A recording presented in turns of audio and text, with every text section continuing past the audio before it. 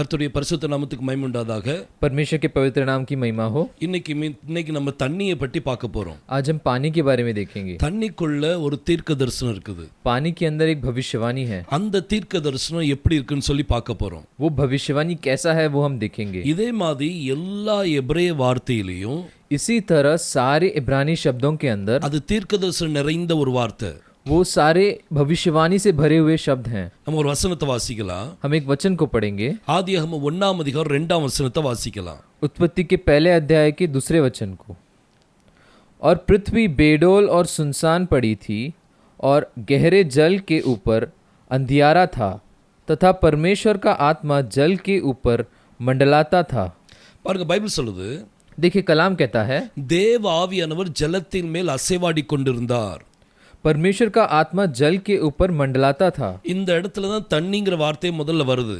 इसी जगह पे पहले पानी ये शब्द आया है। இந்த தண்ணிங்கிற வார்த்தைக்கு ये पानी ये शब्द को அதுக்கு எபிரேய மொழியில மாயிம் அப்படின்னு சொல்லுவாங்க. उसको इब्रानी भाषा में माइम कहते हैं। அதுல 3 எழுத்து இருக்குது. उसमें 3 अक्षर है। ஒன்னு மெம் இருக்குது, एक मेम है, அப்புறம் யோது, फिर योद है, அப்புறம் மெம் சோஃபித், फिर मेम सोफित। சில டீகோடிங் நீங்க பண்ணும்போது कुछ डिकोडिंग जब आप करते हो நீங்க ஏன்ஷியன்ட் ஹீப்ரூல எழுதுனாதான் உங்களுக்கு புரியும். आप एंशिएंट हिब्रू में लिखोगे तो ही समझेगा। இப்போ இத நான் ஏன்ஷியன்ட் ஹீப்ரூல காமிக்கிறேன். अब मैं इसको एंशिएंट हिब्रू में दिखाता हूँ। இதுல கடல் அலை ஒன்னு இருக்கு, மெம் இருக்குது. इसमें नदी की लहर है मेम, அப்புறம் கை இருக்குது, फिर हाथ है, அதுக்கு பிறகு திரும்பவும் கடல் அலை இருக்குது.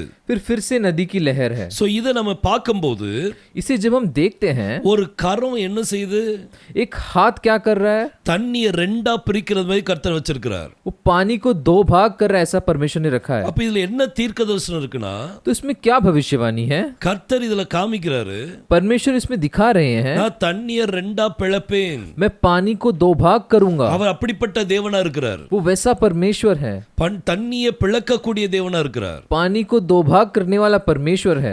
எப்பெல்லாம் கர்த்தர் தண்ணியை பிளந்தார்? कब परमेश्वर ने पानी को 2 भाग किया? 5 தடவை கர்த்தர் இந்த காரியத்தை செய்றார். 5 बार परमेश्वर ने ये कार्य को किया है। முதல் காரியம் செய்யும் போது पहला कार्य करते समय ஆதியாகமம் 1 அதிகாரத்திலே அவர் செய்றாரு. उत्पत्ति के पहले अध्याय में उसने किया है। அதுல நீங்க ஆதியாகமம் 1 அதிகாரம் उसमें उत्पत्ति के पहले अध्याय में அதுல 6 வசனத்தை வாசிக்கலாம். 6 वचन को पढ़िए। फिर परमेश्वर ने कहा, जल के बीच एक ऐसा अंतर हो कि जल 2 भाग हो जाए। பாருங்க, பைபிள் சொல்லுது, देखिए कलाम कहता है கர்த்தர் தண்ணியை ரெண்டா பிளக்கும் போது परमेश्वर जब जल को 2 भाग किए, அங்க கர்த்தர் ஆகாய விரிவை உண்டாக்குறார். वहां पर परमेश्वर ने एक अंतर किया। 2 தண்ணிக்கு நடுவுல 2 जल के बीच में அங்க ஆகாய விரிவு வருது. वहां पर एक अंतर हुआ। இத நீங்க சங்கீதம் 19 அதிகாரத்துல பாத்தீங்கன்னா, इसको आप भजन संगीता 19वें अध्याय में देखेंगे तो அதுல முதலாம் வசனத்துல பாத்தீங்கன்னா, उसमें पहले वचन में दिया है ஆகாய விரிவு கர்த்தருடைய கரத்தின் கிரியையா இருக்கிறது. जो अंतर है वो परमेश्वर के हाथ की क्रिया है। சோ இந்த ஆகாய விரிவு என்னது? तो ये अंतर क्या है? ये கர்த்தருடைய கரத்தின் கிரியை. ये परमेश्वर के हाथ की क्रिया है। பாருங்க, தண்ணியை ரெண்டா பிளக்கும்போது देखिए जब पानी को 2 भाग कर रहे हैं அவருடைய கரம் அந்த இடத்துல வருது. वहां पर उनका हाथ आता है। பாருங்க எப்படி கர்த்தர் வச்சிருக்கா பாருங்க. देखिए परमेश्वर ने कैसे रखा है அந்த इसे। 2 மெம்முக்கு நடுவுல, वो 2 मेम के बीच में 2 கடல் அலைக்கு நடுவுல 2 नदी के लहर के बीच में கர்த்தர் தன்னுடைய கரத்தை கொண்டு வர்றார். परमेश्वर अपने हाथ को लेके आते இது हैं। 5 தடவை கர்த்தர் இந்த காரியத்தை செய்றார். ये 5 बार परमेश्वर ने कार्य को किया है। முதலாவது காரியம் அவரே செய்றாரு. पहला कार्य उन्होंने ही किया है, தண்ணியை ரெண்டா பிரிச்சு पानी को 2 भाग करके அங்க ஆகாய விரிவை கொண்டு வர்றார். वहां पर एक अंतर को लेके आए। ரெண்டாவது அவர் செய்யும்போது दूसरा जब वो किए, பாருங்க, யாத்ராகமம் 14 அதிகாரம் देखिए निर्गमन 14 अध्याय के அதுல 21 வசனத்தை வாசிக்கலாம். उसमें 21वें वचन को पढ़ेंगे। और मूसा ने अपने हाथ समुद्र के ऊपर बढ़ाया और यहोवा ने रात भर प्रचंड पुरवाई चलाई और समुद्र को 2 भाग करके जल ऐसा हट दिया जिससे कि उसके बीच सूखी भूमि हो गई। பாருங்க, பைபிள் சொல்லுது, देखिए कलाम कहता है மோசஸ் தன்னுடைய கரத்தை நீட்டினான். मूसा ने अपने हाथ को बढ़ाया, சமுத்திரத்துக்கு நேராக நீட்டும் போது समुद्र की ओर जब बढ़ाया, கடல் ரெண்டா பிளந்துட்டு वो समुद्र दो भाग हो गया। அந்த கடல் ரெண்டா பிளக்கும் போது எப்படி தெரியுது உங்களுக்கு? वो समुद्र दो भाग होते समय हमको क्या लग रहा है? ஒரு சைடுல மெம் இருக்குது, एक साइड में मेम है। அப்ப கடல் ரெண்டா பிளக்கும் போது எப்படி தெரியுது உங்களுக்கு?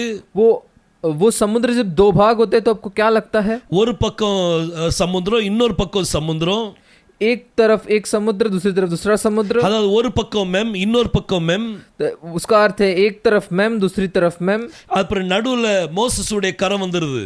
और बीच में मूसा का हाथ आ जाता பாருங்க है। எப்படி கர்த்தர் வைத்திருக்கிறார்। देखिए परमेश्वर ने कैसे रखा है। அந்த சிவந்த சமுத்திரத்தை ரெண்டா பிளக்கும் போது वो लाल समुद्र को दो भाग किया, கர்த்தர் மோசஸுடைய கரத்தை கொண்டு வருகிறார்। परमेश्वर ने मूसा के हाथ को वहां पे लाया। இதே போல इसी तरह அடுத்த நம்ம காரியத்தை பார்க்கும்போது अगले कार्य को जब हम देखते हैं, கர்த்தர் யோசுவாவுடைய நேரத்தில் கர்த்தர் செய்கிறார்। परमेश्वर ने योशुआ के समय पे भी ये किया। யோசுவாவுடைய நாட்கள்ல यहोशू के समय पे, யோசுவா 3ஆம் அதிகாரம் 17ஆம் வசனத்துல பைபிள் சொல்லுது, यहोशू के 3 अध्याय के 17 वचन में परमेश्वर ने कहा, और याजक यहोवा की वाचा का संदूक उठाए हुए यरदन के बीचों बीच पहुंचकर स्थल पर स्थिर खड़े रहे, और सब इजरायली स्थल ही स्थल पार उतरते रहे, निदान उस सारी जाति के लोग यरदन पर हो गए।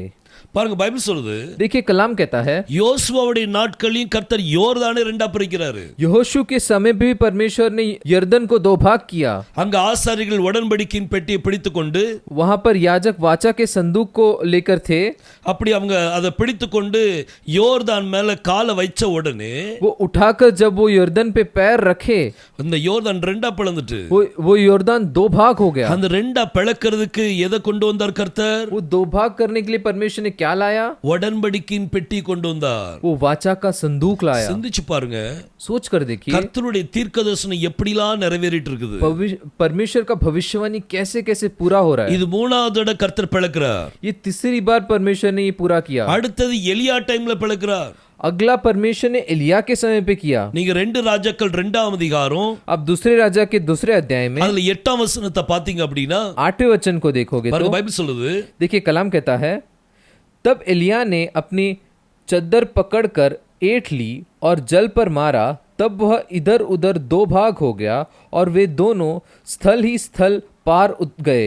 பாருங்க பைபிள் சொல்லுது, देखिए कलाम कहता है, எலியா தன்னுடைய சால்வை எடுத்து एलिया अपने चद्दर को पकड़कर அவன் யோர்தான் அடிச்ச உடனே वो यरदन को मारते समय யோர்தான் ரெண்டா பிளந்துட்டு यरदन दो भाग हो गया। யாருடைய கரம் வந்துட்டு? किसका हाथ आया? எலியாவுடைய கரத்தை கர்த்தர் பயன்படுத்துறார்। एलिया के हाथ को परमेश्वर ने प्रयोग किया। எப்படி கர்த்தர் கிரியைகளை செய்யறா பாருங்க।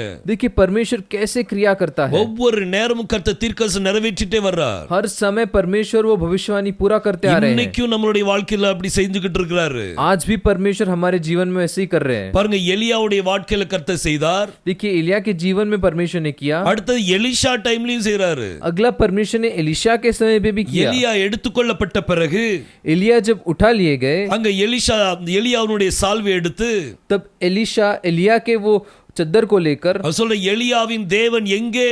तब वो कहता है एलिया का परमेश्वर कहाँ? அது சொல்லிட்டு யோர்தான் அடிச்ச உடனே वो कहकर उसने यरदन को जो मारा, யோர்தான் திரும்பவும் ரெண்டா பிரிஞ்சிட்டு तो यरदन फिर से दो भाग हो गया। அது நீங்க 2 ராஜாக்கள் 2ஆம் அதிகாரம் वो अब दूसरे राजा के दूसरे अध्याय के அதுல 14ஆம் வசனத்துல நீங்க பார்க்கலாம்। 14 वचन में देख सकते हैं। இப்படி 5 தடவை பழைய ஏற்பாட்டுல கர்த்தர் தண்ணியை ரெண்டா பிளக்கிறார்। ऐसे 5 बार परमेश्वर ने जूने करार में पानी को दो भाग किया। தண்ணி எதை குறிக்குது? पानी किसको दर्शाता है? தண்ணி ஜனங்களை குறிக்குது। पानी लोगों को दर्शाता है। இன்னைக்கும் கர்த்தருடைய கரம் आज भी परमेश्वर का हाथ தண்ணீரை பிளக்கிறது। पानी को दो भाग करता है। ஜனங்களை பிரிச்சுக்கிட்டு இருக்கிறார்। लोगों को अलग कर रहे हैं। உங்களை ஜனங்களிடத்திலிருந்து பிரிப்பார்। आपको लोगों से अलग करेंगे। ஏன்னா நீங்க கர்த்தருக்கு தேவை। परमेश्वर को आप चाहिए। கர்த்தர் பெரிய காரியங்களை செய்வார்। परमेश्वर महान काम करेंगे। இந்த ஒரு வார்த்தையில ये एक शब्द में, மாயும் என்கிற வார்த்தையில माइम ये शब्द में எப்படி தீர்க்கதரிசனம் நிறைவேறிச்சு பாத்தீங்களா? कैसे भविष्यवाणी पूरा हो रहा है देखिए। இதே மாதிரி इसी तरह ஒவ்வொரு வார்த்தையிலையும் நீங்க பார்க்கலாம்.